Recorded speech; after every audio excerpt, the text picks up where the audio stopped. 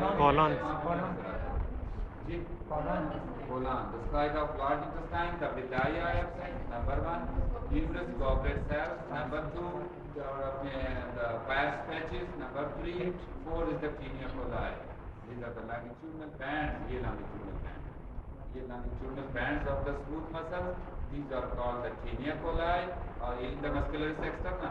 और उसके बाद जो आपको नजर आएगा the Peyer's patches are visualized और ये Peyer's patches और goblet cells थोड़ा सा enlarge कर लें इसमें goblet cells and these glands are called the intestinal crypts. एक ही बात है crypts are the glands. The villi are absent और उसके बाद these are the intestinal crypts are the glands and the numerous goblet cells. And in the lamina propria, two structures are visualized. The intestinal crypts are the gland, the mucus secreting, and the lymphocytes. And these goblet cells again the mucus secreting. So the goblet cells, numerous, the absence of the villi, the intestinal crypts, glands, Peyer's patches.